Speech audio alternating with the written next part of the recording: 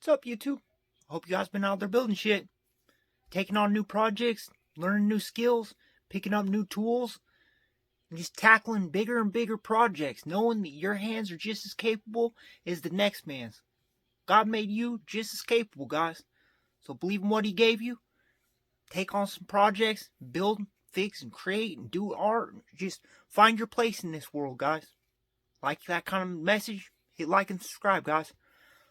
So, if you follow along with the channel, you know that I've had a lot of issues with my Kioti backhoe because the controls cross over and they interfere with each other.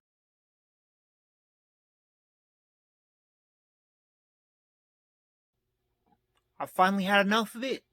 I got all the damage that caused warranted by my dealer, and I don't want to cause more damage to the tractor or, reoccurring damage.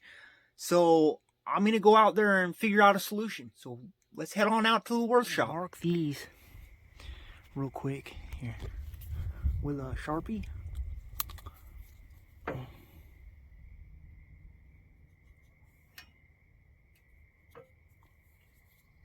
So now I know how high I need to make a bend in those so they don't hit these any longer.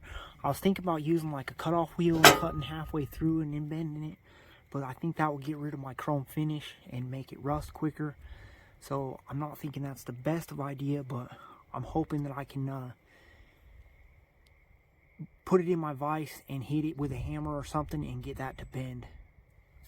Here's how I did mine, guys. So I put it in my vise like that. I didn't even have to heat it up. Just use the big hammer. Watch out for your threads down here. Just try to hit right there. Watch your toe. Probably be better if you had a secured vise and stuff, but maybe not, because this really gave me a great angle and I was able to secure it pretty well with my foot, and yeah, just kind of keep on tapping and whacking. So let's go out and fit it up. Did dent up my floor a little bit. Let's fit this up and see if I'm able to tighten up past the rod.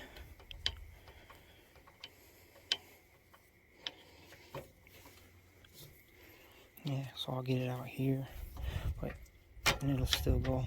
So put it out like that. That can never make contact with it, and you can still move it where it needs to go. Now that we knew that it fit, I went ahead and made a matching one. So probably easier to do this with the front off, but I end up just I got them all the way tight, and then I went down through here with the set screw and got it, pretty much tight, and then I cranked this last little bit, so they're nice and snug. But like I said, if you put this on over your, you put this on, and then you got to put these on because these won't go through there. But then you got to leave this loose so where you can do your little set screw, or your set bolts, nuts, whatever's, and then you can tighten all this down.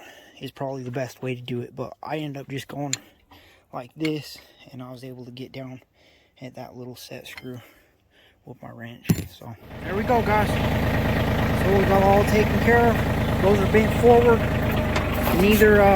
Neither stick can contact no more. So conclusion of the problem. Alrighty, guys. So that's how I ended up fixing my backhoe controls, and so that they don't hook the outrigger controls and interfere no more. If that helps you guys out, saves you some damage on your tractor, if you like the content, give me a like, give me a subscription, guys. Till next time, keep building shit.